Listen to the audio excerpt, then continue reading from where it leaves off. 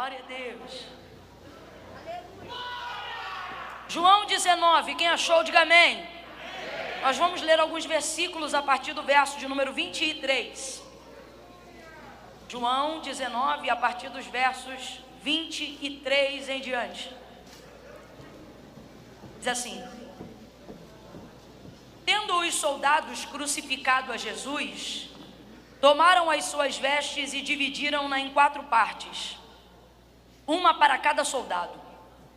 Tomaram também a túnica, que era sem costura, toda tecida numa peça só, de alto a baixo, e disseram uns aos outros: não a rasguemos, mas lancemos sortes sobre ela, para ver de quem será.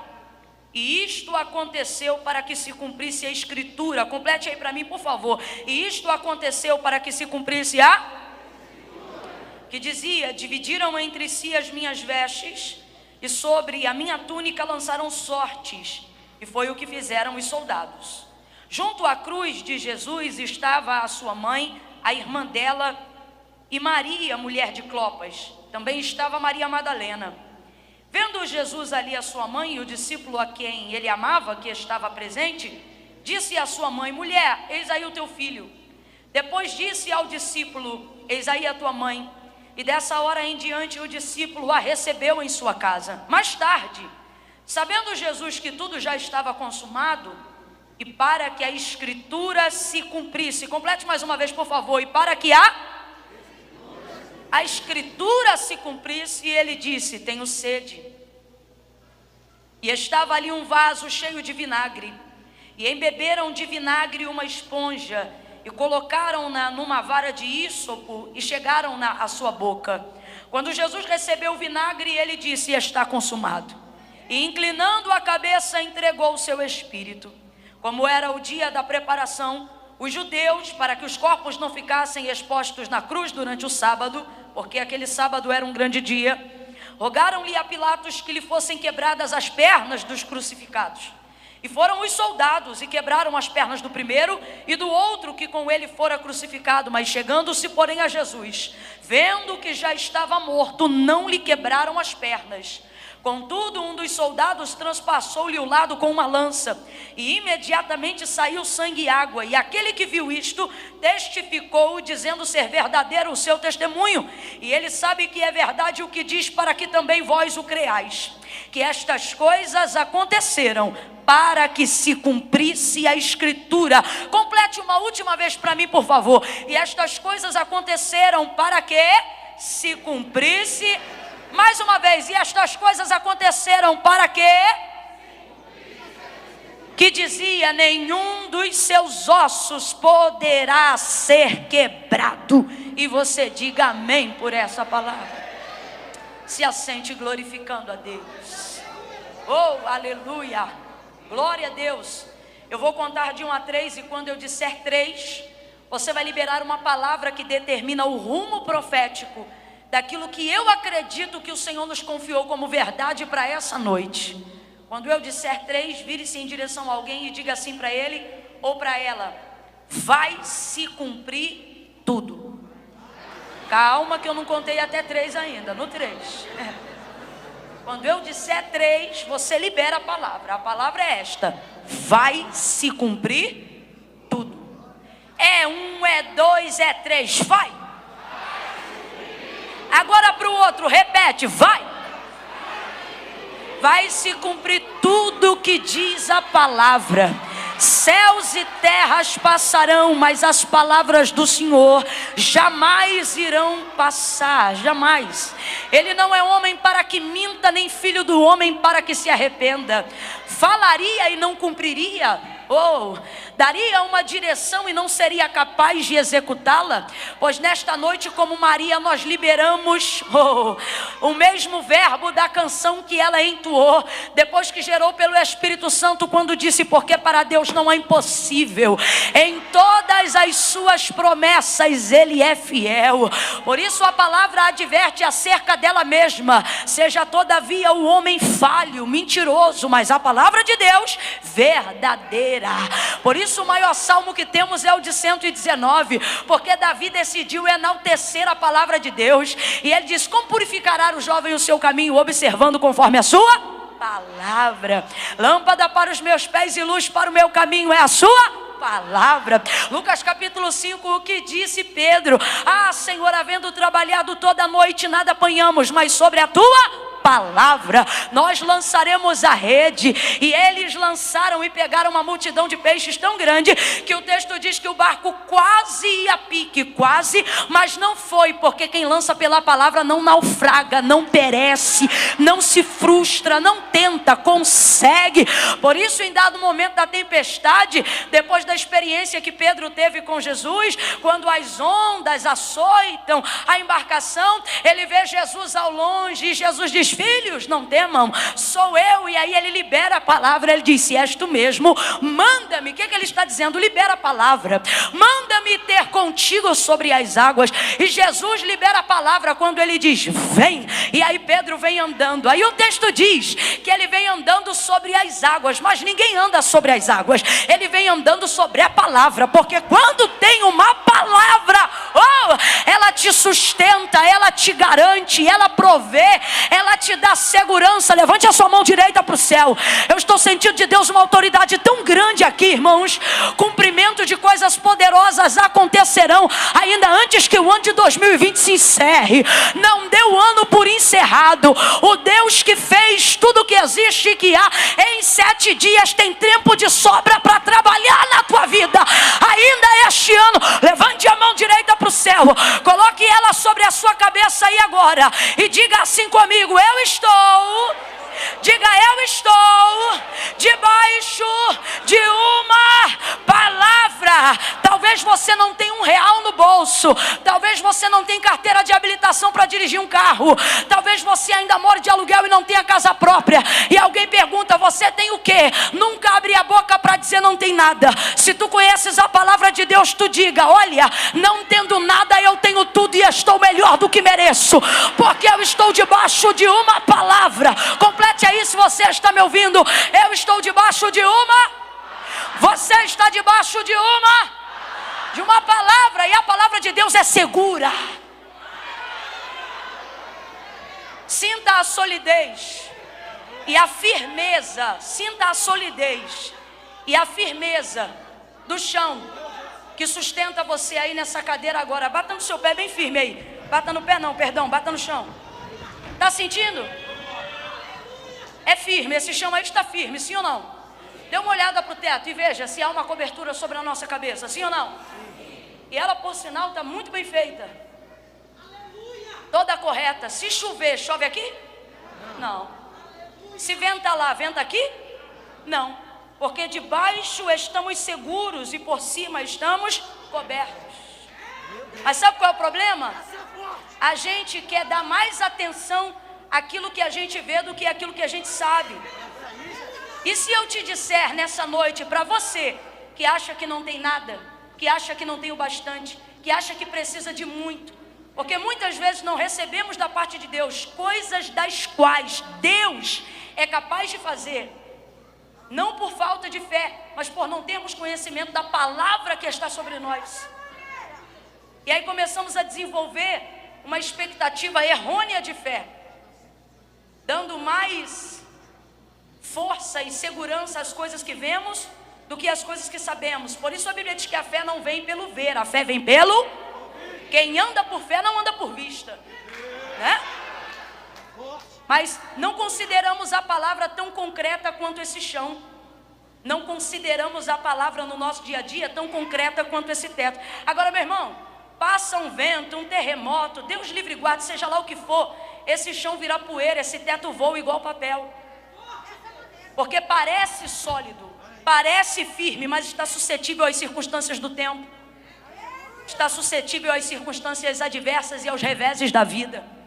Se o proprietário, acredito que seja municipal ou federal ou estadual dessa região, decidir fazer uma obra de ampliação e derrubar tudo, ele vem com autorização, joga isso tudo aqui no chão, e outrora o que parecia tão firme, de repente se torna uma planta no mapa de um papel. Por quê? Porque isto aqui é terreno. Agora, aquilo que há sobre nós é eterno, e por isso a palavra de Deus garante: céus e terra passarão, e como um rolo serão arrolados, mas a palavra do Senhor, esta nunca passa, esta permanece para sempre. Só que você quer dar mais crédito àquilo que você vê do que àquilo que você sabe. Você prefere confiar no chão que te sustenta debaixo dos teus pés. É por isso que eu volto a dizer acerca de Pedro, quando ele ouve o Senhor dizendo vem, e ele é capaz de caminhar sobre as águas. E aí eu te pergunto, é capaz alguém de caminhar sobre as águas? Se anda sobre as águas sem ter uma prancha, gente? Se desliza sobre as águas sem ter um barco, gente?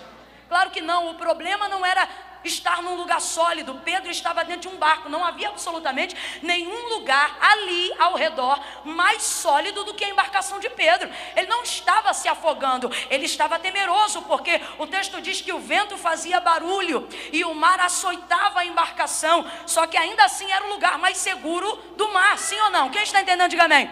Só que o lugar que parece mais estável quando você está, se torna nada quando Jesus chega. E aí, olhando Jesus, ele diz o quê? Vem. Jesus diz para ele, vem. E ele vai sair do lugar que parece mais seguro e vai botar o pé aonde tem onda se mexendo, vai botar o pé aonde o vento está soprando. Só que ali ele caminha sem balançar, ali ele caminha sem titubear. Eu não sei quantos passos ele dá antes de afundar, mas sobre a fé de uma palavra que foi liberada, ele caminha sem errar, ele caminha com uma estabilidade maior do que a embarcação de madeira que ele estava. Por isso, depois que Jesus diz vem, Pedro vai. Tem uma outra ocasião onde Jesus está ministrando a milhares de pessoas. O texto diz que havia uma multidão ali, e aí ele começa a trazer um sermão, e o sermão é muito duro. Nesse dia Jesus não multiplica pão, nesse dia Jesus não multiplica vinho, nesse dia Jesus não cura nenhum paralítico, não dá vista ao cego, não faz ouvir nenhum surdo, não dá voz a nenhum mudo. Neste dia Jesus não opera seus prodígios e suas ações miraculosas, ele só prega e ministra a palavra. Aquele dia o milagre da palavra estava para a transformação de caráter, e muita gente quer espetáculo, não quer transformação de caráter. Aí o que acontece? Enquanto Jesus está pregando, o texto diz que o povo, ouvindo a palavra, sendo ela muito dura, porque não falava sobre aquilo que se podia realizar do lado de fora, falava sobre aquilo que precisava ser transformado do lado de dentro. Aí todo mundo começa a ir embora, o povo começa a ir embora, o povo começa a sair. Mas Jesus não é igual a gente não, que dirigindo o culto fica desesperado com hora, com isso, com aquilo. Já viu? Quando a pessoa vê que o pessoal está indo embora e começa a se preocupar com a hora, aí começa a dizer, não vai embora não que daqui a pouco fulano vai cantar, não vai embora não que daqui a pouco vai ter oração de milagre, não vai embora não que daqui a pouco vai acontecer isso ou aquilo. Isso é coisa de homem, rapaz. Jesus não está nem aí para isso. O texto diz que Jesus vira, vai geral embora, só fica os 12. Aí de vez ele incentivar, né, e falar assim, fica aí que daqui a pouco eu vou fazer um milagrão. Não, ele diz assim, e vocês não querem ir também não? Aí olha o que Pedro vai dizer, olha o que Pedro vai dizer. Pedro não diz para onde, porque não importa onde você está, quando você está na companhia certa. Você pode estar no melhor lugar do mundo, se você estiver na companhia errada, caviar não tem gosto, salmão não tem sabor, não presta. Porque não é o lugar que você está, é a companhia que está com você onde você está. Em contrapartida, eu aprendi isso com meu esposo, de tanta gente, né, andar na obra missionária. Eu me lembro que ele disse assim para mim uma vez, Camila, não é o que a gente come, é como a gente é servido. Às vezes, rapaz, alguém bota um banquete para você, mas só porque ministrou uma oferta na tua vida, te trata igual um funcionário. Aí vai lá e te dá, faz assim, faz assado. Acho que você tem a obrigação de fazer as coisas. Agora já aconteceu de eu chegar em casas, diante de Deus, aonde não tinha carne, o arroz era suado, fresquinho, o feijão só tinha alho e ali um ovinho estalado. Mas era tanta honraria, tanta graça, tanta comunhão, tanta presença de Deus. E aí meu esposo incutiu essa filosofia na minha cabeça, eu nunca mais esqueci. Falei, rapaz, realmente não é aonde a gente está, é com quem nós estamos. Pedro já sabia que não importava ele ir para nenhum outro lugar. Aí o que acontece? Jesus diz: e vocês não querem ir embora também não? Aí Pedro responde o quê? Para quem iremos nós, se só tu tens palavra de vida eterna? Não, só vai celebrar agora quem conhece a força de uma palavra. Só vai reagir diante do que Pedro disse quem já chegou na igreja igual caco de barro e saiu igual vaso lotado da unção de Deus. Dias que a gente chega e a gente diz assim: quer saber? Eu vou pendurar a chuteira do ministério. Dia que a gente chega e diz assim: eu vou assinar a carta de divórcio. Dia que a gente chega e pensa assim: as promessas não vão se cumprir na vida daquele menino, porque Deus falou que ele ia ser doutor, mas ele só tira 2 em matemática, meio ponto em português. A gente chega desanimado, dilacerado. A realidade não combina com as promessas que Deus falou. Aí a gente vem para cá só para ter a resposta da decisão final. Daqui a pouco Deus usa o louvor, daqui a pouco Deus usa a palavra, daqui a pouco Deus usa um olhar, uma ministração, Deus usa até os meninos no louvor. Aí daqui a pouco a gente vai se enchendo. Aí volta para casa, escute essa: o casamento não mudou, não apareceu dinheiro na conta, os boletos ainda estão em cima da mesa, o bolso ainda está vazio, às vezes as dores ainda estão no corpo e a tristeza às vezes ainda te cerca. Só que a gente chega em casa com um olhar de esperança, a gente chega em casa com um sentimento de paz que excede todo entendimento, a gente chega de cabeça erguida, murcha a barriga, estufa o peito, porque de repente a gente começa a perceber que não é onde a gente está, mas é quem está com a gente. A gente entra fraco e sai forte, a gente entra desanimado e sai alegre. Às vezes as circunstâncias não mudam e alguém pergunta pra gente: e aí, caiu o dinheiro? Não. E aí, passou a dor? Não. E aí, o atribulado se aquietou? Também não. A fofoca acabou? Infelizmente continua. Então por que você está com essa cara? Por quê? O dinheiro não entrou, o plano de saúde ainda não está pago, o seguro do carro não sei como é que vai ser e o IPVA está atrasado. Mas eu recebi de Deus uma palavra, e isso foi o suficiente. Por quê? Porque a palavra de Deus entra aonde o remédio não entra, a palavra de Deus entra onde o dinheiro não tem acesso. Às vezes você chega aqui e você diz: eu preciso de um dinheiro, eu preciso de uma porta aberta, eu preciso de um amigo, eu preciso de um homem, eu preciso de uma mulher. E o Senhor está dizendo: por isso a tua lista de desejos é grande e a resposta demora a chegar. Tu devias pedir uma coisa só, e é a mesma que Pedro. O que, Camila? Ao invés de fazer uma lista do que precisa, tu precisava de uma lista do que não pode faltar. E o que não pode faltar? A palavra. Se tu vieres hoje a este culto e ao invés de pedir dinheiro, casa, fama, sucesso, tu disseres assim: Deus, eu só preciso de uma palavra, manda uma direção e aponta o caminho, e neste caminho e debaixo dessa palavra aparece o carro, aparece a saúde, aparece o marido, aparece a restauração. Você não precisa de 1 milhão de coisas, você só precisa acreditar que está debaixo de uma palavra. Levanta a sua mão aí, estenda ela sobre a vida de alguém, não toque, só estenda ela sobre a vida de alguém e diga para ela: você está. Grita aí para ela: você está debaixo de uma palavra, e isso é o suficiente. Se alegra, creia.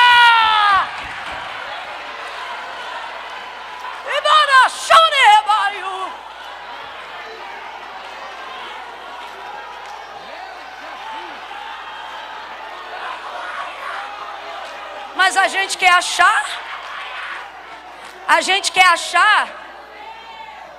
que é esse chão que sustenta a gente. A gente quer achar, pastor Rogério, que é esse teto que cobre a gente.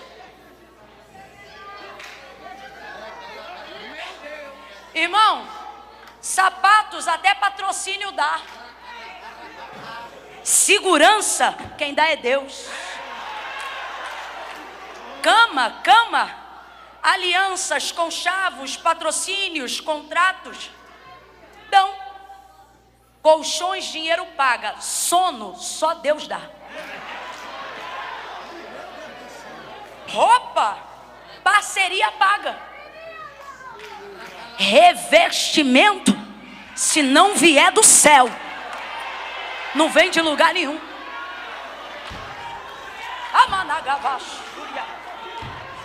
A internet pode te dar contatinhos. A network pode te abrir portinhas. Quer ter ministério consolidado? Se dobra diante daquele que tem a chave de Davi. Aquele que tem a chave de Davi. Ele abre e ninguém fecha. Ele fecha e ninguém abre. Dentre todas as igrejas, das 7 que receberam as cartas da Ásia, de João na ilha de Pátimos, a uma delas, Filadélfia, nos chama a atenção. Primeiro, porque foi a única que não recebeu uma advertência exortativa. E é interessante porque, na verdade, Filadélfia era uma igreja pequena. E o Senhor, Ele não desconsidera o fato dela ser pequena. Ele compreende que ela não era tão relevante em magnitude relacionada às outras igrejas. E aí ele já começa a inscrição da carta que seria dirigida a Filadélfia da seguinte forma: tendo pouca força. Só que por que está de pé? É pela força? Não. Tendo pouca força, guardaste a minha palavra. Por isso, eu te guardarei na hora da tentação que há de vir sobre o mundo. Você está entendendo? Irmão, olha para cá. Preste atenção, porque eu sei que eu estou diante de muitas pessoas que desejam o episcopato. Eu sei que eu estou diante de muitos jovens que desejam um ministério. E isso é bom, eu não estou aqui para criticar isto. Pelo contrário, estou aqui para inspirar, para te motivar. Se eu pudesse ser um Paulo, guardar as devidas proporções, porque eu reconheço o meu lugar, mas se eu puder lhe dar uma palavra de ânimo, eu usaria a mesma que Paulo usou em direção a Timóteo, quando ele disse: desperta o dom que há em ti. Eu quero te animar, quero te fortalecer.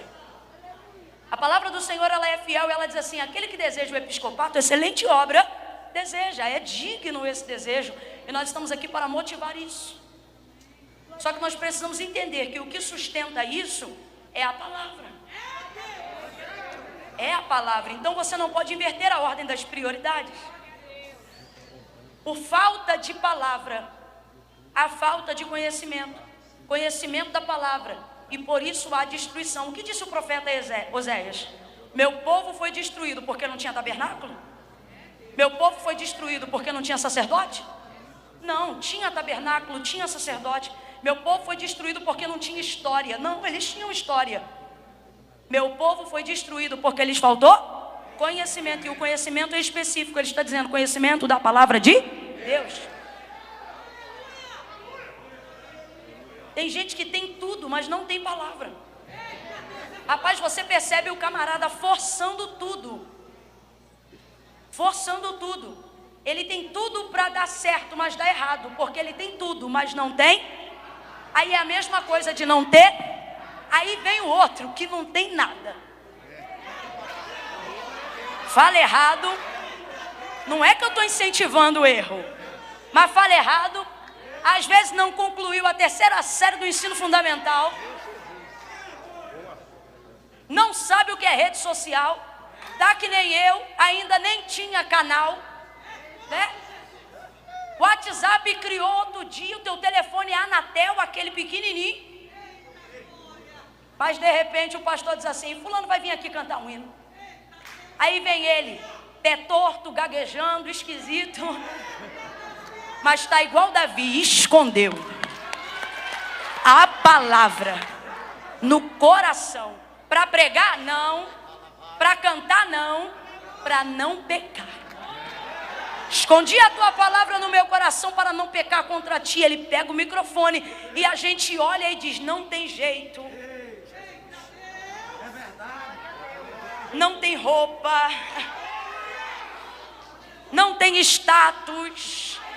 A gente olha e ele é tão desconhecido que a gente catuca o vizinho e diz: quem é? Quem é? Mas quando ele pega o microfone, O holofote do céu resplandece em cima da cabeça do menino, da cabeça da menina. A gente começa a sentir um arrepio na espinha. E até quem não quer dar lugar, dá lugar. Quem não é batizado, recebe o batismo. E a gente diz, o que é isso? E a gente diz, rapaz, não tem nada. Veio de quê? Veio a pé. Mas ele tem palavra.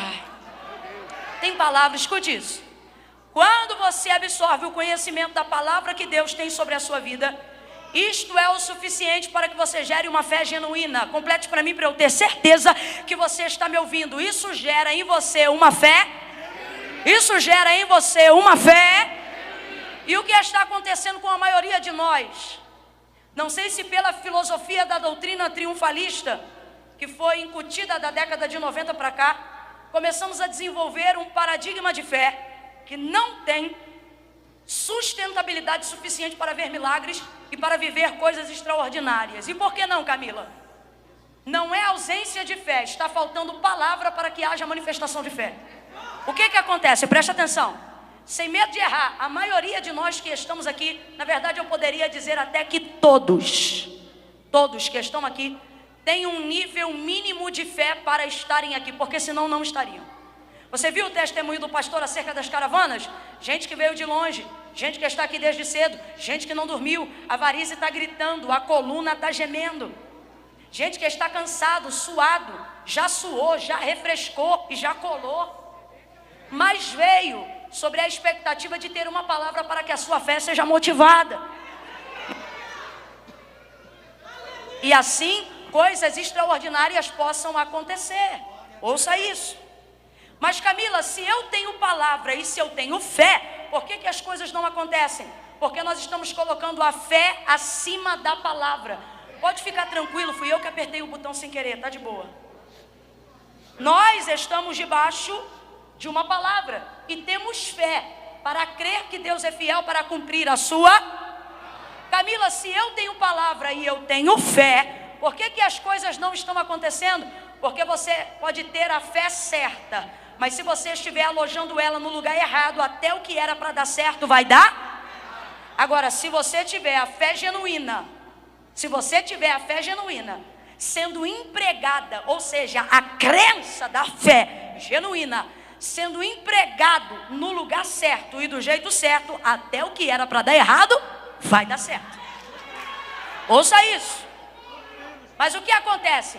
As pessoas no seu paradigma de fé e de vida com Deus agem da seguinte maneira: primeiro eu tenho que ter fé, e aí depois você vai descobrir a palavra. E é por isso que as coisas começam a dar errado, porque a Bíblia diz que a fé vem pelo ouvir, e o ouvir da palavra de Deus.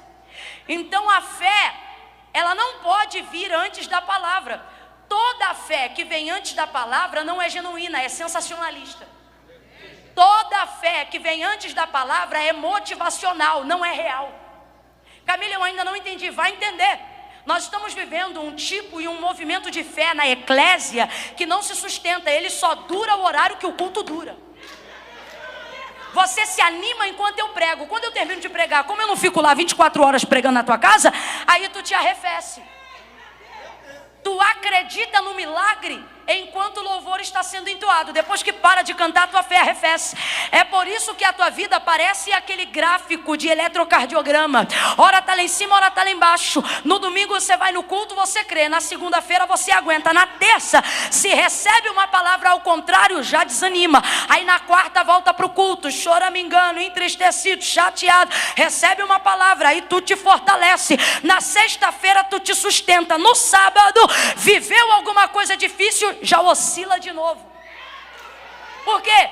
Porque esta fé não está respaldada na palavra. Esta fé está respaldada numa motivação sensorial. É a alegria de um culto, é a harmonia de um louvor, é a intrepidez do pregador, é a palavra motivacional de alguém, é a inspiração de um congresso. Nada contra a fé motivacional. O problema é que ela não se sustenta, e isso faz com que a sua vida fique oscilando. Ou seja, você depende de congresso a vida toda, depende de pregador a vida toda, depende de palavra de profeta a vida toda. você se torna refém de profecia a vida toda, se torna refém de revelação a vida toda. Por quê? Porque você só funciona se for motivado, só funciona se for ativado. E na verdade, Deus não te fez para ser refém, Ele te fez para ser livre. Por isso Ele disse: conhecereis a verdade e a verdade vos libertará. E que verdade é essa? É a verdade da palavra de Deus. Então preste atenção, volte para cá.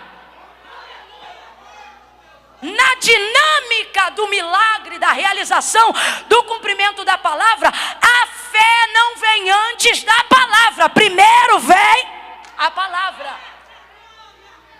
Esta palavra, se for fiel e verdadeira, instintivamente vai gerar a fé. E se ela gerar esta fé, nada te abala. Pandemia não te abala. Lockdown não te abala. Mudança de governo da América não te abala. Se vai ser o mesmo governo no Brasil daqui a 2 anos, nada disso te abala. Por quê? Porque você não tem fé no governo, você tem fé na? Você não tem fé no pastor A, B ou C, você tem fé na? Você não tem fé no pregador X ou Y, você tem fé na? Você não tem fé na campanha assim ou assado, você tem fé na? Então, tendo campanha ou não tendo campanha, ela crê. Vindo para o culto ou não vindo para o culto, ela crê. Porta aberta ou porta fechada, ela crê. Marido embriagado ou sóbrio, ela crê. Filho sendo aviãozinho do tráfico ou não, ela crê. Por quê? Porque ela não está confiando em absolutamente nada que seja motivacional. Ela não depende de uma circunstância favorável. Ele não depende de uma circunstância agradável para crer naquilo que foi falado. Por quê? Porque não é uma fé sensorial, é uma fé verdadeira, genuína, respaldada na palavra. Por exemplo, antes de Jesus ser assunto aos céus, Ele declarou para nós a motivação que Ele tem de fazer cumprir tudo que Ele fala para nós. A motivação dele é tão grande, é tão grande, é tão grande, que Ele não quer cumprir só o que Ele tem para nós, mas também quer cumprir os planos que nós fazemos com Ele. Por isso Ele diz assim antes de subir: se vós estiverdes em mim e as minhas palavras estiverdes em vós.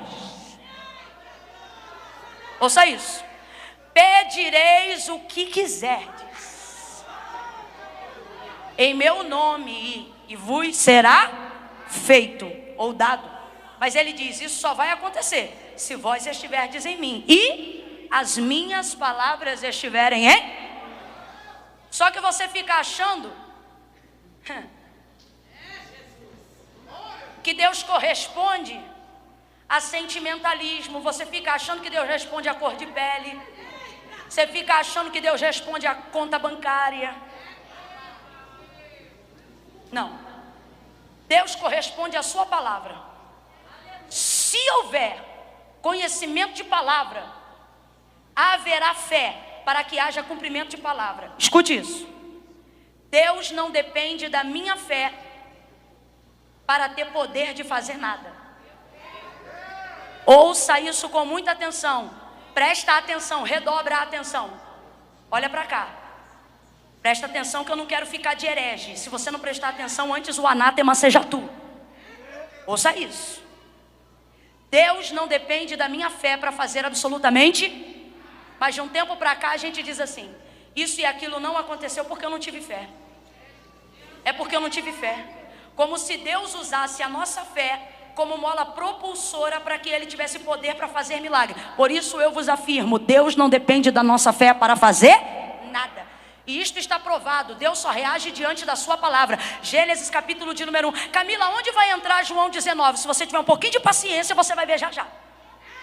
Gênesis capítulo de número 1, você vai ver a manifestação da palavra de Deus. Em Gênesis 1, na criação dos céus e da terra, de tudo que existe e que há, você não vê manifestação de fé, você só contempla a manifestação de palavra.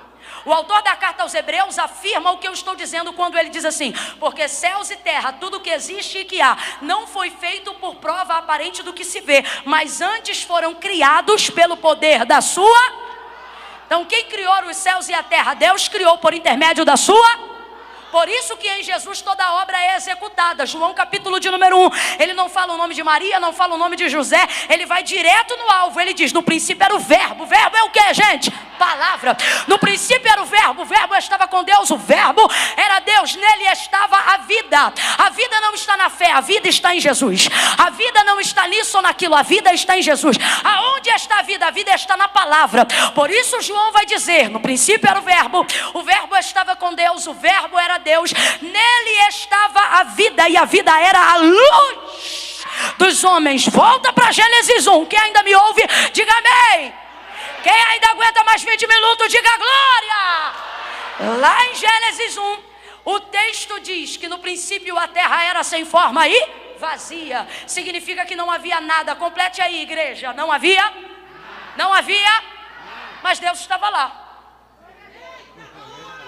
Não estava? Deus estava lá, mas não havia. Outra coisa. No princípio a terra era sem forma e vazia, e o Espírito de Deus se movia sobre a face das águas, ou em algumas versões sobre a face do abismo, porque estava tudo em trevas, não se via nada. Não é o espírito de Satanás. O texto diz que o espírito que ali se movia, ainda que fosse sobre o abismo, sobre as trevas, era o Espírito de Deus. Então preste atenção. No princípio a terra era sem forma e vazia. Isso significa que não havia, mas Deus estava lá.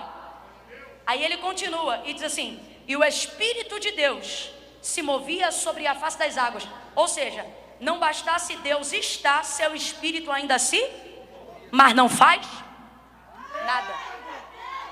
Deus está, o Espírito está, mas não acontece, não se cria, não se produz. Porque pode ter Deus e o Espírito, eles só reagem diante da... Eu não ouvi, diante da... Aí ouça isso. Dá continuidade no texto e diz assim: e disse Deus. Primeiro verbo, é a primeira palavra liberada. E disse Deus, haja luz. E o que aconteceu, igreja? E houve luz. E disse Deus, haja luz, e houve luz. Quando Deus diz, haja luz, e a luz aparece, quem foi que disse, está ligada essa palavra? Hã? Quem foi que disse, amém, eu creio? Quando o texto diz, e disse Deus, haja luz, quem foi que disse, amém, assim seja? Alguém disse alguma coisa? Alguém precisou ligar na terra o que Deus mandou do céu? Então não responda o que você acha ou o que já ouviu de alguém. Só responda de acordo com o que você conhece da palavra. A manifestação de fé em Gênesis 1. A manifestação de fé em Gênesis 1. Vou perguntar de novo que ainda tem gente em dúvida. A manifestação de fé para Deus fazer e criar tudo que criou em Gênesis 1? Não, o que há é manifestação de... Então Deus não precisou da fé de ninguém para fazer sol. Deus não precisou da fé de ninguém para fazer lua. Deus não precisou do apoio de ninguém para criar terra. Deus não precisou da ajuda de ninguém, da concordância de ninguém para o firmamento se estabelecer entre o céu e a terra. É isso que nós estamos afirmando? Sim, é isso que nós estamos afirmando. Por quê? Porque Deus não depende da minha fé para fazer nada. Escute isso. Se eu creio, Deus pode. Quando eu não creio, Ele continua. Então por que eu creio? Porque eu crer faz com que aquilo que Deus já fez me dê condições de receber. Então preste atenção. A minha fé não dá para Deus o poder de fazer. E por que ainda assim eu creio? Porque a minha fé me dá poder de receber aquilo que Deus já fez. Pelo poder da palavra dele, ele começa a criar. E ele vai criando. Verso 31 do capítulo de número 1. Aí ele diz assim: eu tenho vos dado tudo. Eu criei tudo, eu fiz tudo. E ele diz, e eu tenho vos dado tudo. Olha para alguém aí e diga, já está tudo feito. Não, olha aí, anima alguém com essa boa nova e diga para essa pessoa, tá tudo pronto. Tá tudo pronto, tá tudo. Olha para ela e diz assim: tudo o que você precisa, tudo o que você deseja. Diga, tudo o que você sonha. Anime essa pessoa e diga para ela, já existe. Deus já criou, Deus já fez, já tem nome, já tem endereço. Eu vou falar rasgado e você vai entender. Esse marido marido que você sonha, ele já existe. Essa casa que você quer morar, ela já existe. Este ministério que você quer exercer, para Deus ele já é. Você me vê aqui pregando e diz assim: eu creio que um dia sou eu. E Deus está dizendo: eu não creio, eu vejo você pregando ali. Por quê? Porque Deus não precisa da minha fé para fazer. Já está feito. E por que eu creio? Porque é a minha fé que me dá condições de receber aquilo que Deus já fez. Está tudo pronto, filho. Está tudo pronto. Ninguém pega Deus de surpresa. Ainda antes que houvesse dia, eu sou. E não há quem possa fazer escapar das minhas mãos. Operando eu, quem impedirá? Ai meu Deus, compartilha isso com os 3. Seja profeta de Deus na vida de alguém e diga: já está feito, já está pronto. Já está feito, já está pronto, já existe. A palavra de Deus já manifestou tudo o que você precisa. A palavra de Deus já garantiu tudo que você almeja. Pela palavra de Deus você conquistará tudo que você, tudo que você espera em Deus. A palavra de Deus vai cumprir. Deus está dizendo: não é você que vai cumprir, é a minha palavra que já cumpriu. Você só precisa crer para receber aquilo que já existe. Você só precisa crer para receber aquilo que eu já fiz. E como eu creio? Como eu creio, Camila? Eu creio na palavra. Eu creio na palavra. E como eu creio na palavra? Para crer, eu preciso conhecer o que a palavra diz ao meu respeito. Mas se não houver conhecimento do que Deus disse a meu respeito, não haverá fé que sustenta o recebimento do que Deus já fez. Porque fé não é para dar para Deus poder de fazer. Fé é para me dar poder de receber o que Deus já fez. Só que a gente acha que Deus não fez porque não vê. Você tem dificuldade de acreditar em coisas que já existem, mas você gera descrédito nessas coisas só porque você ainda não. Só que não é porque você não viu que não significa que aquilo já existe. Então você só vai acreditar que o Japão é real se pisar no Japão? Então você só vai acreditar que o Canadá existe se pisar lá? Se não é assim com as coisas que você vê na televisão, e por que não é? Porque você vê. E é por isso que o Senhor está dizendo: ei, as minhas ovelhas conhecem o som da minha. Por isso a fé que eu preciso ter para receber o que Deus tem tanto poder para fazer que já está feito, não pode vir baseada naquilo que eu vejo. Precisa estar conscientizada naquilo que eu, filtrada naquilo que eu ouço.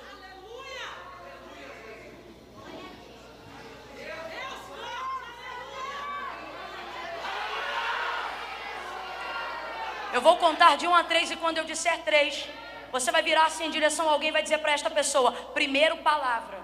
Amém? 1, 2, 3, diga para ela. Isso, diga de novo, diga primeiro palavra. Vamos dizer para uns 5 aí, primeiro palavra. Primeiro palavra. Primeiro toma conhecimento da promessa. Primeiro avalia o que Deus te disse. Primeiro observa o que Deus te falou.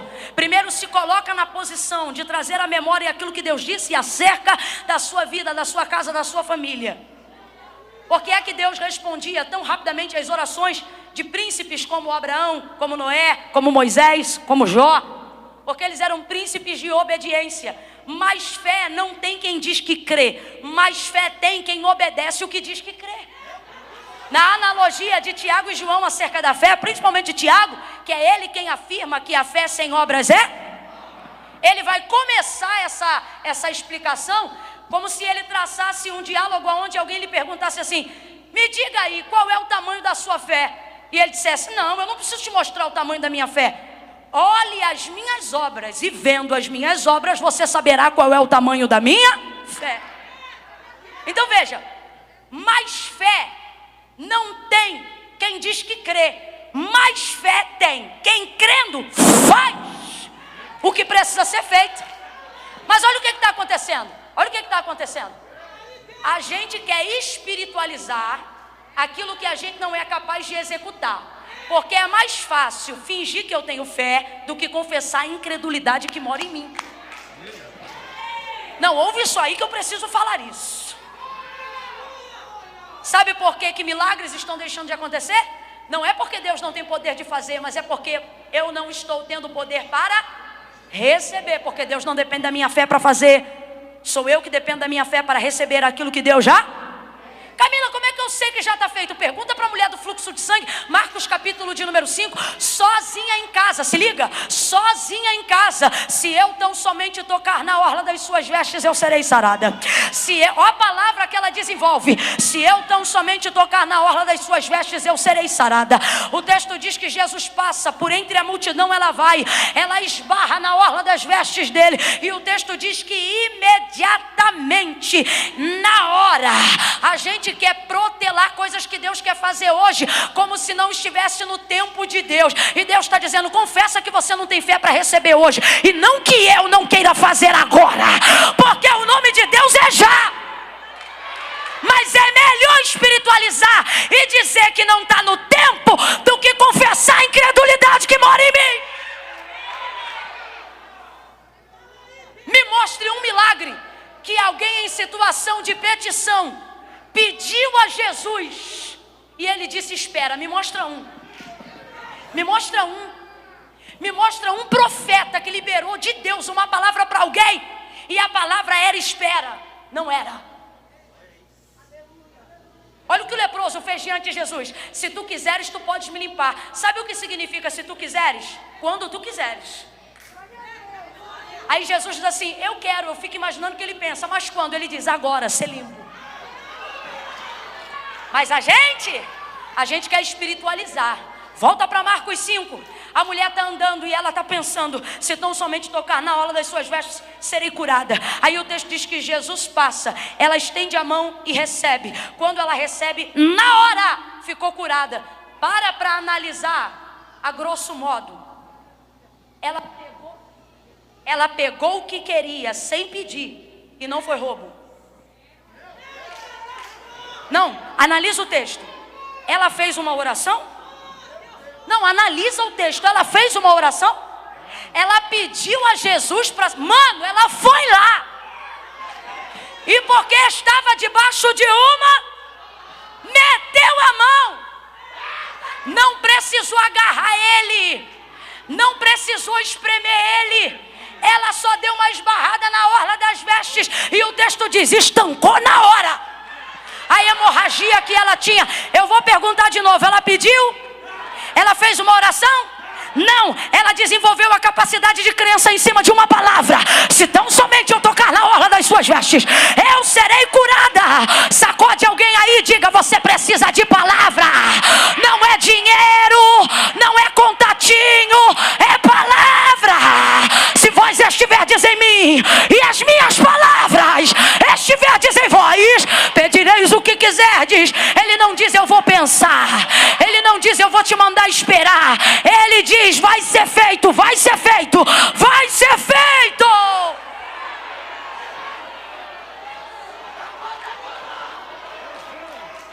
O centurião sabia disso.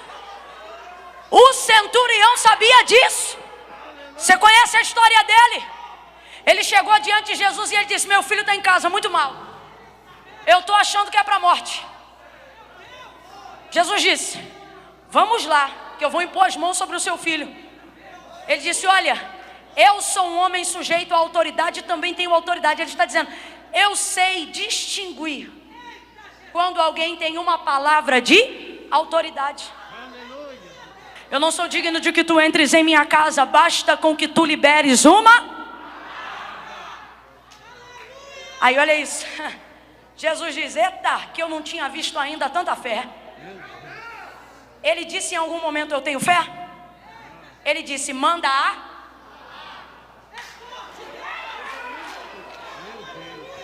Fé você não fala, fé você vive.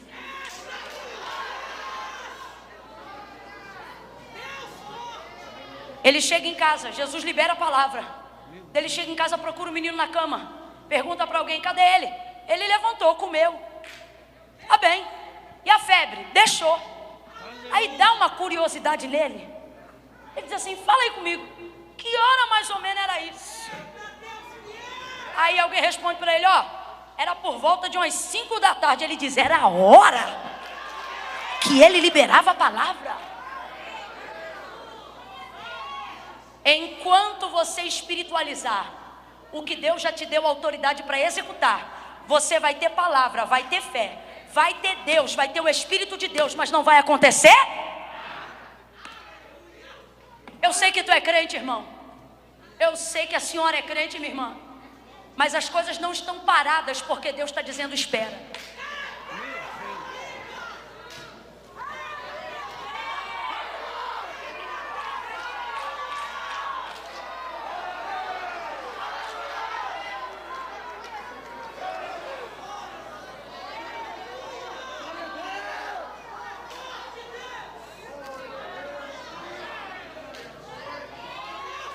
Segunda Reis 4, e eu encerro em João 19. A viúva, cujo marido deixou uma dívida e agora o credor está na porta para levar seus 2 únicos filhos como pagamento da dívida que ele fez, procura Eliseu, porque o marido dela era da escola de profetas. Lembra que Eliseu estava erguendo uma escola de profetas? Lembra do machado? Lembra da tenda? Lembra do tronco? Parece que o marido dela estava envolvido na construção. Aí ela diz, tu sabes que meu marido, teu servo, era um homem temente ao Senhor. Ela mora muito perto, ela está na região. E é interessante que Eliseu respalda o que ela está dizendo. Ele não questiona, ele sabe quem ela é. E se responsabiliza pelo que está acontecendo na casa dela. Mas ela me parece ter intimidade com a via profética. Primeiro, por saber quem procurar. É muito importante saber quem procurar quando não souber o que fazer. Aí ela diz para ele, morreu, e agora o credor está lá na porta, profeta. Aí ele diz assim, declara-me o que tens em casa. E ela responde, eu não tenho nada, a não ser uma botija de azeite. A não ser uma botija de azeite. Ela só tinha uma. Vem comigo, eu já estou encerrando. Ela só tinha uma. Só uma botija de azeite. Aí ele vai dar 3 vais para ela. Verbo imperativo, porque a palavra que Deus libera sobre nós sempre está em caráter de verbo imperativo. Lembra quando ele apareceu a Abraão? Sai, vai. Tem que executar, tem que fazer. Aí ele diz assim para ela, então vai, pede vasos emprestados aos teus vizinhos, não poucos, mas muitos. Coloca todos eles dentro do teu quarto, depois vai. Entra dentro do teu quarto, fecha a tua porta sobre ti e os teus filhos e derrama o azeite da botija dentro dos vasos. Ouça isso. Ele disse, entra no teu quarto e derrama. Qual é a palavra? Vem comigo, qual é a palavra?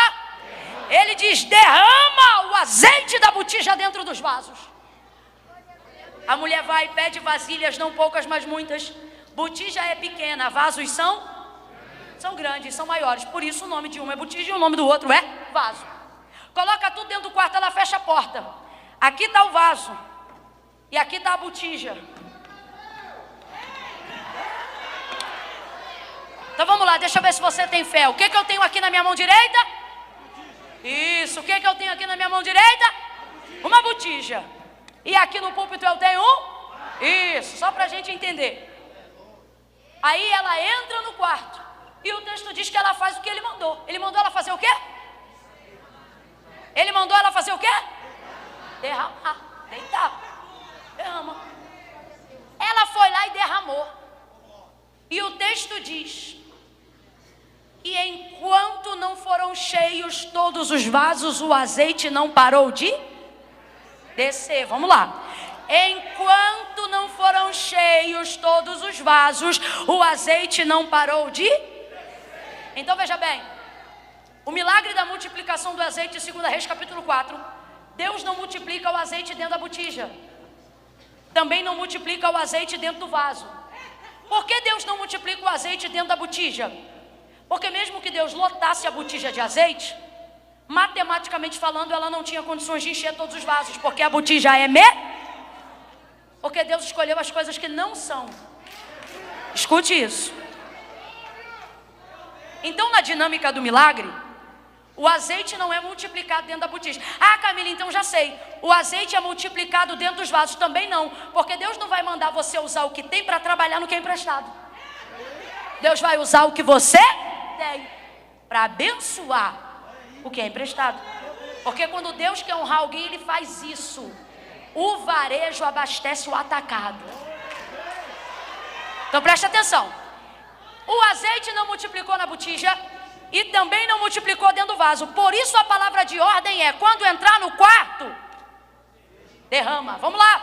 A palavra de ordem é essa: quando entrar no quarto, quando entrar no quarto. Mas se é hoje, a gente está debaixo de uma palavra. O profeta diz: entra e derrama. Sabe o que a gente faz? Vamos ser honestos. Quando a gente vê aquelas bocas largas dos vasos, quando a gente vê o tamanico da botija, sabe o que a gente faz? Olha por vaso, olha para a botija e diz assim: Senhor meu Deus e meu Pai, está aqui essa botija, eu quero colocar excelso e magnânimo. Você está querendo espiritualizar o que não tem fé para fazer. Eu conheço essa oração. Essa oração não é para manifestar fé. Essa oração é para maquiar a incredulidade. E Deus está dizendo aqui, rasgado para alguém: até quando você vai maquiar a incredulidade? É melhor ser sincero acerca dela. Sabe por quê? Deus tem disposição para trabalhar numa incredulidade sincera, mas não suportará uma fé falsa. Então pare de espiritualizar o que você precisa confessar. Milagres estão deixando de acontecer hoje, não porque Deus não tem poder para fazer, mas porque a gente quer cozinhar o milagre em banho-maria. Você quer ver? Quantas vezes Deus já ungiu a tua vida? Quantas vezes Deus já liberou profeta para liberar palavra sobre a tua vida, dizendo assim: eu coloquei nas tuas mãos unção para curar. Quando você vê gente enferma, quando você vê mendigo embaixo da ponte, teu corpo arrepia, tua mão sua, você diz: eu quero ir ali, eu quero tocar, eu quero ministrar. Porque de fato esta unção está sobre você, mas você nunca toca, nunca derrama, nunca ministra. E por que não? Porque você passa o culto inteiro na hora que está tudo pegado na glória, esperando um anjo aparecer, esperando o óleo ficar amarelo, esperando alguma. Aí você fica assim: Deus, me dá unção, porque tu sabes que se tu me der unção eu vou tocar, se tu me der unção eu vou fazer. Deus está dizendo: eu já te dou unção há mais de 10 anos. Unção você não precisa não. Ao invés de pedir unção, começa a dizer: Deus, me dá coragem para ir lá e executar e fazer aquilo que o Senhor me mandou fazer. Deus coloca o Ebal e o Gerizim diante de Moisés e do povo. Sobre o Gerizim, amando da palavra, ele diz o que vai acontecer se Israel ouvir e obedecer. Vamos lá, se Israel ouvir e... Vem pra gente terminar junto. Se Israel ouvir e... Ele diz: se vocês ouvirem o que? Os mandamentos, que significa a palavra. Vamos lá, os mandamentos, que significa a palavra. Ele diz que eu, o Senhor, hoje vos entrego no meio de vós, se vocês ouvirem e... obedecer. Ele não diz se vocês ouvirem e creem. Porque fé está muito mais relacionado com obediência do que com estímulo. Se vocês ouvirem e obedecerem, tudo que aqui hoje eu derramo sobre o Gerizim vai correr atrás de vocês. O quê? Aí ele diz: bendito será na cidade, bendito será no campo, benditos serão teus negócios, benditos serão os teus investimentos, benditos serão os teus filhos, bendito será o fruto do teu ventre, bendita será a tua amassadeira, bendito serão os filhos dos teus filhos, e os filhos dos teus filhos, dos filhos dele. Eu, o Senhor, farei. Quem vai fazer? O Senhor. Eu, o Senhor, farei. Eu, o Senhor, farei com que todas essas bênçãos vos persigam até que vos alcancem. Você quer saber o que é mais eficaz do que campanha de oração? Vida de obediência. Aí ele diz: se vocês ouvirem eu, o Senhor, farei. E a mesma coisa ele diz sobre o Ebal, mas para maldição. Agora, se vocês ouvirem e não obedecerem, eu também farei com que todas essas maldições vos persigam até que vos alcance. Veja, ele não diz se vocês ouvirem e creem. Só para a gente entender, gente, eu estou dizendo que tem que ter fé, mas se isso não for uma realidade, não adianta dizer amém. Ele diz, se vocês creem, parafraseando para nós hoje aqui, não me provem isso dizendo amém, me provem isso obedecendo o que eu disse. Para de espiritualizar o que eu já mandei você A mulher viu o milagre e Deus multiplicou o azeite no fio, porque o texto diz que enquanto tinha vaso, o azeite continuava a Então ela ficou ali, ó, com a mão virada, ó, e o azeite descendo. Deus está dizendo, você não pode esperar acontecer para dizer que crê. Você tem que fazer com aquilo que você tem, e enquanto você faz, você vai ver. Aleluia. Fecho agora em João 19. 3 oportunidades nós lemos, e nas 3 oportunidades a palavra que repetimos foi: e isto aconteceu para que se cumprisse a escritura. Aí só para a gente corroborar tudo numa palavra só, vamos substituir escritura por palavra, ok?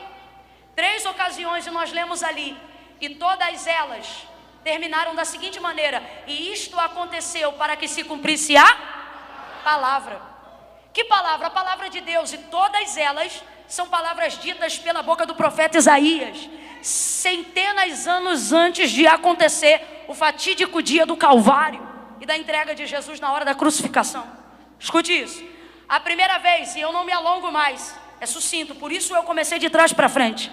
A primeira, o texto diz que os soldados pegaram a túnica, tiraram as vestes, rasgaram, lançaram sortes, repartiram em 4. Sabe o que é isso? Vergonha, vitupério, desnudaram o corpo do Filho de Deus. É um escândalo o que está acontecendo. Jesus já não bastasse estar entre 2 criminosos, agora está praticamente nu entre eles. O Santo de Israel despido em público. É dolorido ou não é? É vergonhoso ou não é? Vem comigo, é desagradável ou não é? Só que João diz, eu sou testemunha ocular. Sabe o que isso significa? João está dizendo, eu não estou falando para vocês o que eu ouvi, eu estou falando para vocês o que eu sei. Eu vi, eu estava lá até o final. E eu estou falando para vocês a fim de que vocês, ouvindo que a palavra cumpriu, também possam crer naquilo que agora eu creio que é verdadeiro. Aí ele diz, primeiro, despiram ele, vergonha, dor, os adversários e os algozes expondo o corpo de Cristo no madeiro. Só que olha o que ele diz: e isto aconteceu para que se cumprisse a... Vem, crente, sem preguiça. E isto aconteceu para que se cumprisse a palavra. Aí ele diz, foi o que fizeram os soldados. Então vamos interpretar o texto. Quem fez isso foram os... Mas ele diz, isto aconteceu para que se cumprisse a... Então os soldados só fizeram para fazer cumprir. Camila, ainda não entendi. Recebe o que é de Deus para a tua vida. Se tu tiveres conhecimento de qual é a palavra que Deus tem liberado sobre a tua vida, até o que o teu inimigo fizer, até a maneira como o seu adversário se opor diante de você, você não vai se embaraçar com isso.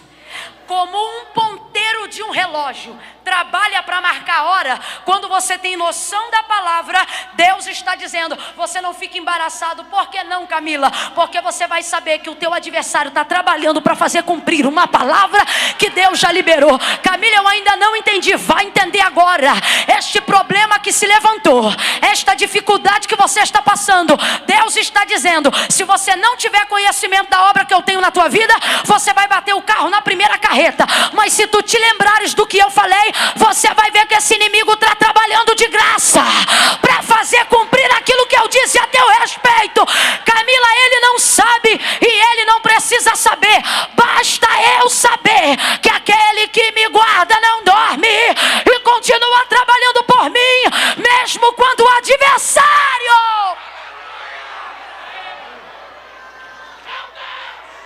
Tem gente que pensa pensa que está te ferindo e está cumprindo a palavra.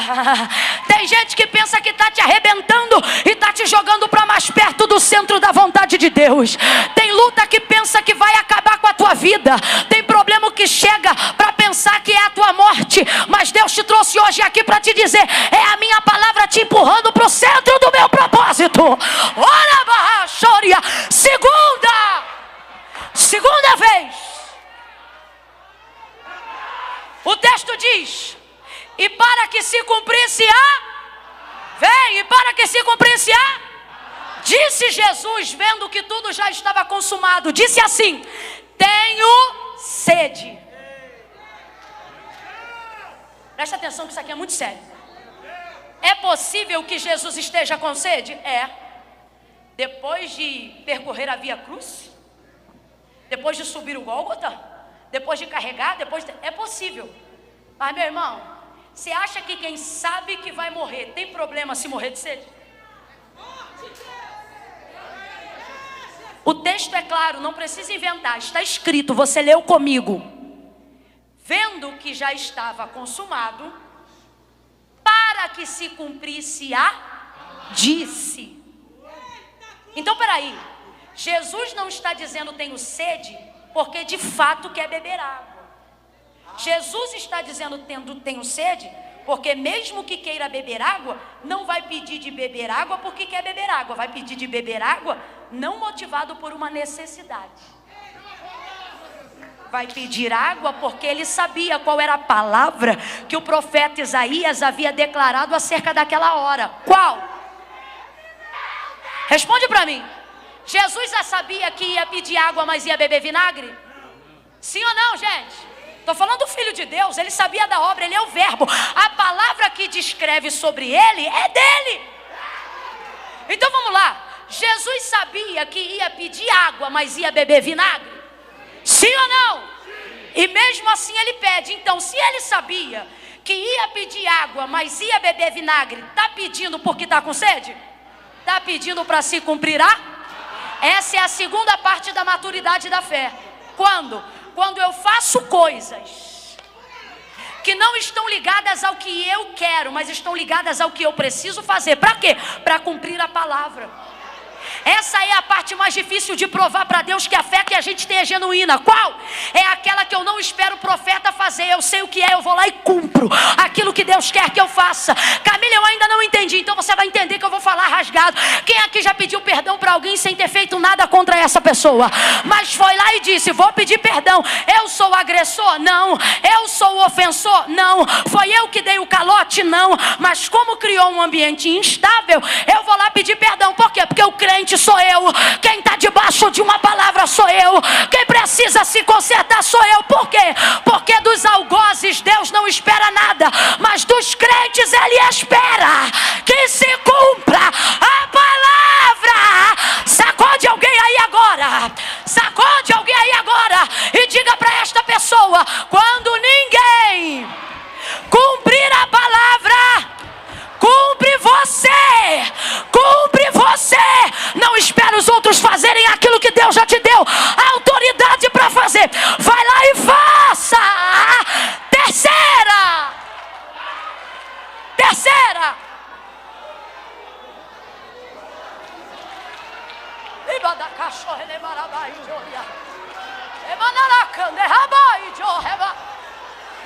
Vai cumprir tudo, vai cumprir tudo, vai cumprir tudo, mesmo que sofra, vai cumprir, mesmo que tenha momentos tristes, vai cumprir tudo. Você diz, Camila, eu estou no vale, e Deus está dizendo, esse vale também faz parte do cumprimento da promessa.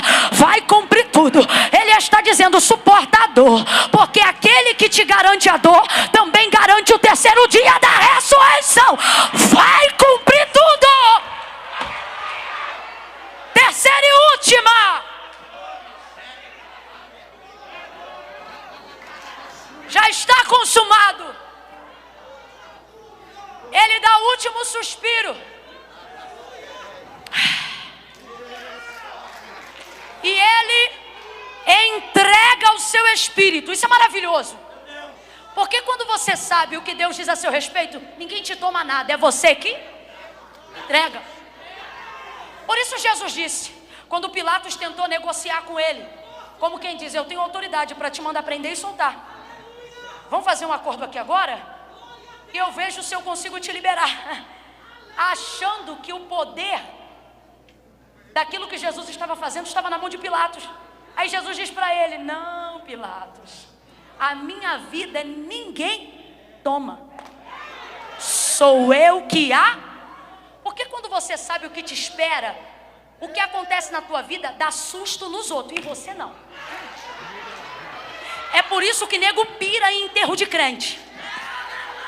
É por isso que ninguém entende quando vai no leito do enfermo no hospital. Ele é crente, a gente chega desesperado, porque não sabe o que vai acontecer, e diz, eu vou orar para curar. Quando o cara já sabe o que vai acontecer, ele diz, não ora não, que eu já vi o portão, já vi a mansão, eu estou tranquilão, eu vou para lá. Quando você sabe o que é, ninguém te toma. Aquilo que acontece na tua vida espanta os outros, mas não espanta você. Ele entrega o Espírito, e o texto diz que Jesus morreu. Complete aí, Jesus. Agora ouça, morto não se defende, morto não reage, morto não argumenta, morto não se protege, morto não faz absolutamente, porque está... Talvez você diga, Camila, onde eu me encaixo nisso? Porque o dia a dia da vida ensinou pra gente que a morte nem sempre está debaixo da terra. Quantas vezes, como vivos, precisamos agir como se estivéssemos? Às vezes estamos em ambientes que a gente não pode falar, não pode se defender. Dependendo do ambiente que você está inserido, você não pode fazer nada. Parece até como Cristo, a gente parece que está amarrado. Dependendo na casa de quem que tu está tendo que dividir a kitnet, você vê e não pode falar. Aí você diz, Camila, e numa hora dessa, quando eu não posso reagir à palavra?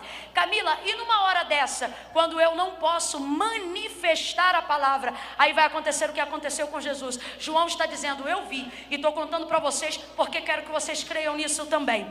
Chegando-se, porém, a Jesus, vendo que já estava morto, cada um tinha um pedaço de madeira na mão, e arrebentaram as pernas do primeiro, que com ele havia sido crucificado. Fizeram a mesma coisa com o terceiro que estava ao outro lado. Aí João diz, mas chegando-se, porém, a Jesus, não quebraram as pernas.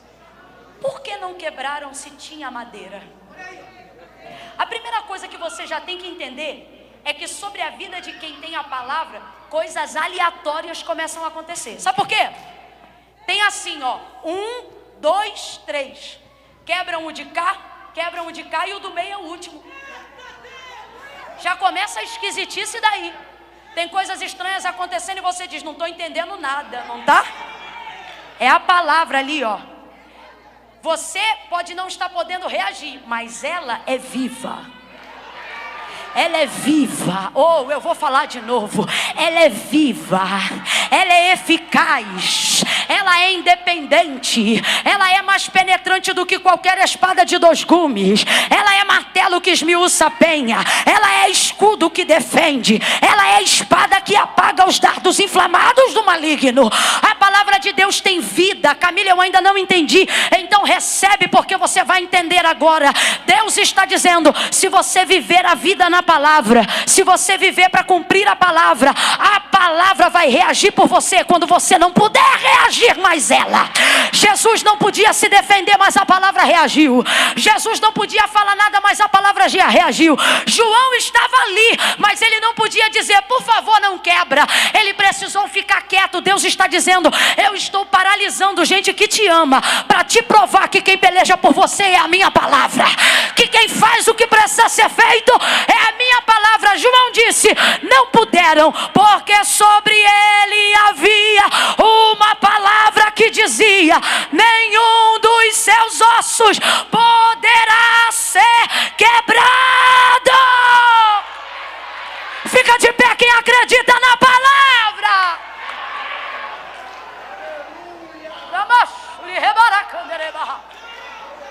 Obrigado.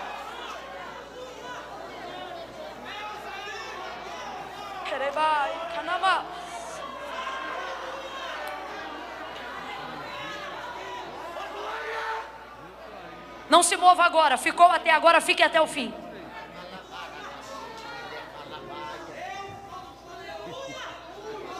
Bote a mão no coração agora e diga assim comigo: a fé não sente.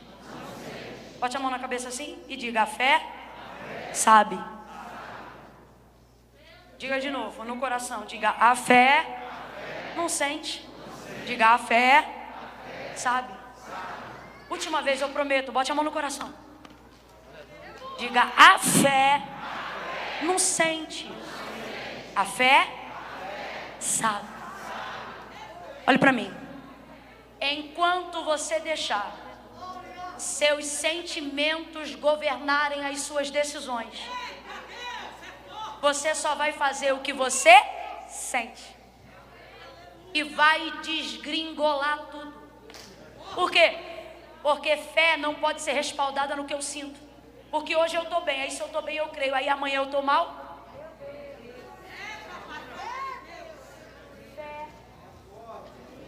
Fé não tem a ver com como eu me sinto, tem a ver com aquilo que eu sei a despeito, independente do que eu.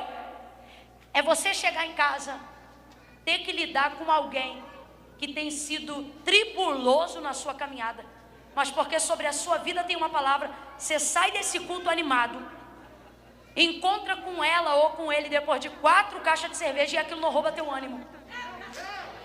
Porque não tem a ver com como você se sente, tem a ver com o que você...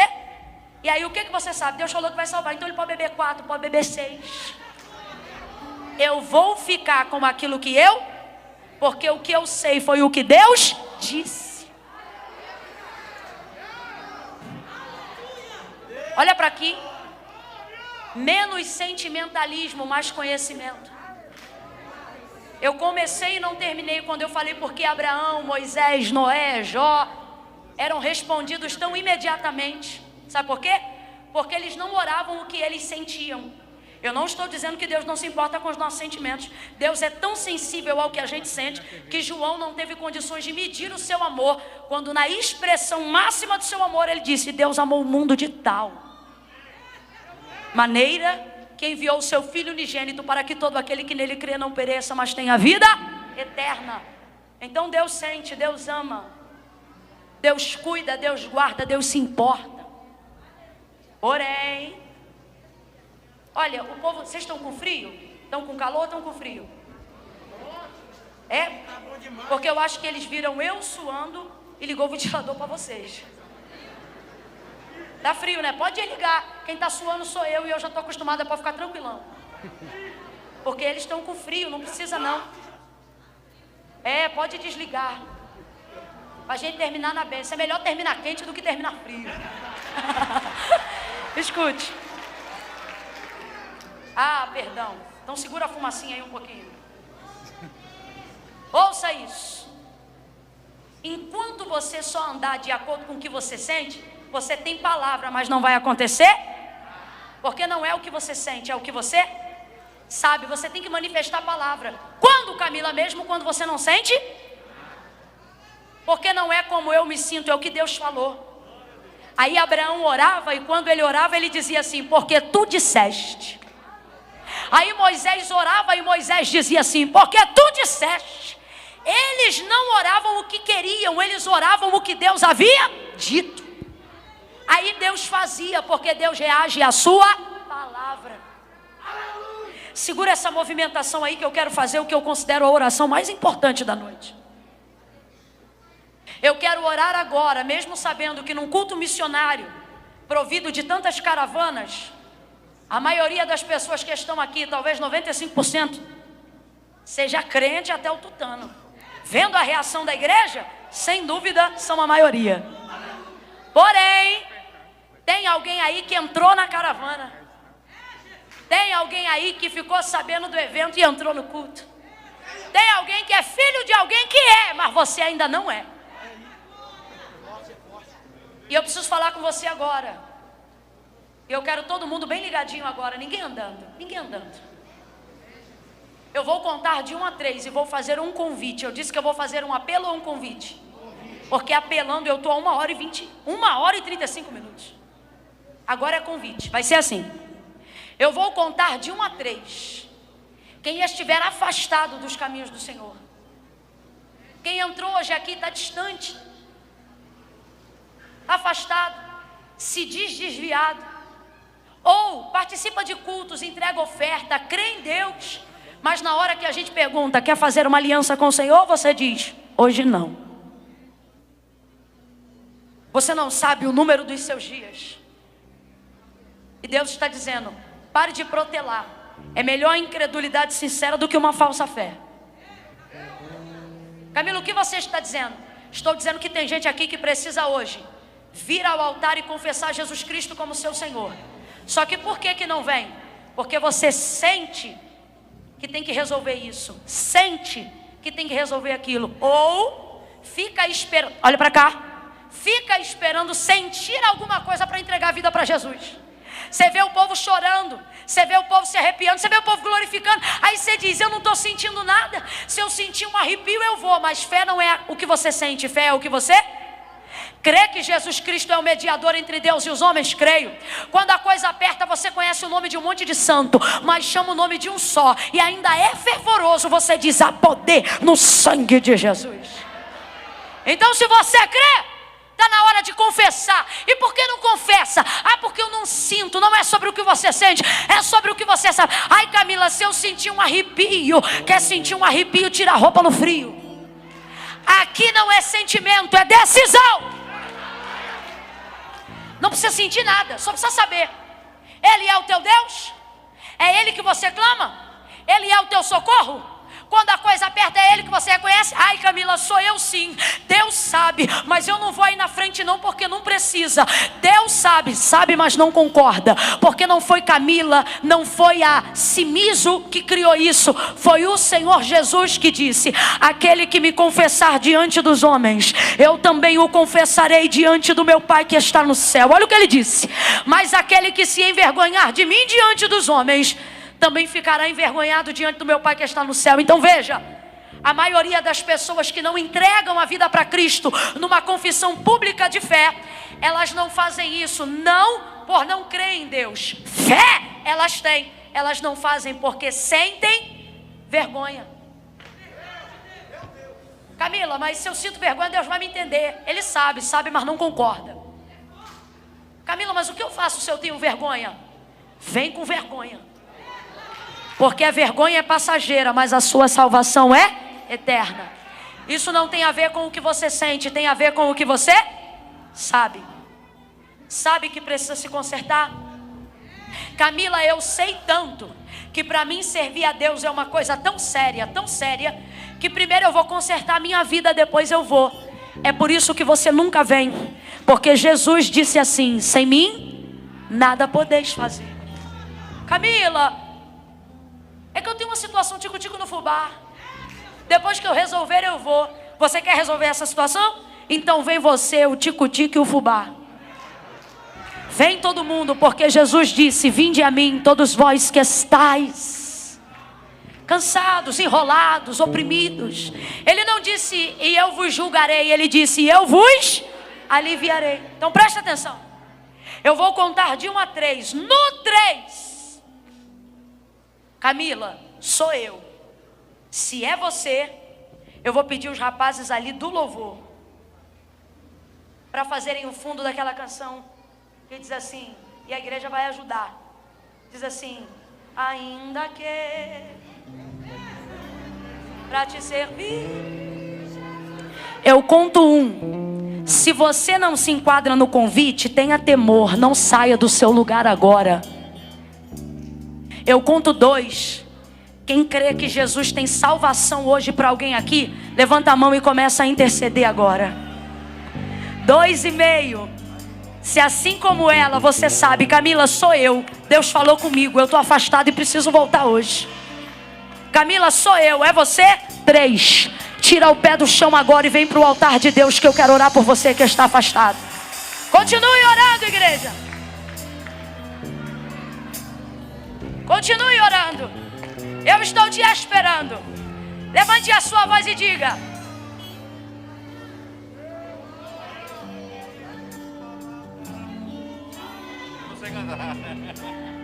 Eu entrego.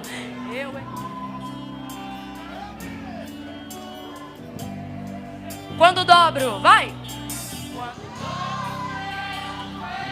Isso. Em meio às... Ele. Oh, aleluia. Levante a mão, não pare de orar.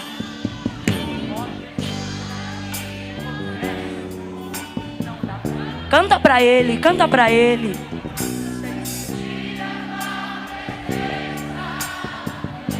Aleluia! Se você depende de Deus, não resista. É hoje, é aqui, é agora. Aleluia! Simiso vai cantar e vai dizer assim: pra te servir, Jesus, eu tenho aqui chorar. Te seguirei, porque comigo estarás. Sofrer contigo. Eita, Jesus! É melhor do que errar. Perdoa-me, porque às vezes não consigo nem falar. Logo as lágrimas, meu Aleluia! como um sinal que tu estás neste. Estenda a sua mão em direção ao altar de Deus agora. Oh, aleluia. Só os instrumentos, estenda a mão em direção ao altar de Deus agora. Obrigada, minha irmã. Senhor, nosso Deus e nosso Pai, em nome de Jesus Cristo, teu Filho, nós apresentamos cada uma dessas vidas diante do teu altar. E como ministros de uma nova aliança e sacerdotes de uma nova geração, nós ligamos na terra e te pedimos: cumpre o que tu disseste que faria. Porque tu disseste que tudo que dois de nós ligássemos na terra seria ligado no céu. Nós ligamos aqui na terra o perdão dos seus pecados. Nós reconhecemos eles como filhos da luz, como filhos da salvação. Aonde havia uma legalidade, um pecado, aonde havia uma brecha, Senhor, passa em revista, cancela toda a obra do mal e inaugura na vida deles a partir de hoje novidade de vida, vida abundante e um novo ciclo de libertação acerca de todas as palavras que tu liberou sobre ela, sobre eles, acerca de cada uma delas. Cumpre de acordo com a tua vontade e glorifica, glorifica, glorifica, glorifica o teu nome e nós te glorificaremos muito mais em nome de Jesus. Deus, ainda na tua presença, aonde houver alguém ao alcance da tua palavra, ao alcance da voz profética, nesta noite, alcança esta pessoa, repreendendo a incredulidade, fortalecendo a fé, jogando o ânimo dobre por terra. Aviva a tua obra, traz à memória aquilo que dá esperança para a tua igreja e glorifica o teu nome, em nome de Jesus. Quem concorda, diga: aplauda o Senhor por estas vidas. Oh, aleluia! Diga ainda que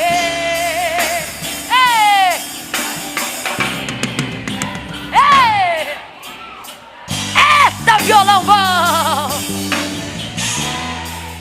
Deus abençoe em nome de Jesus.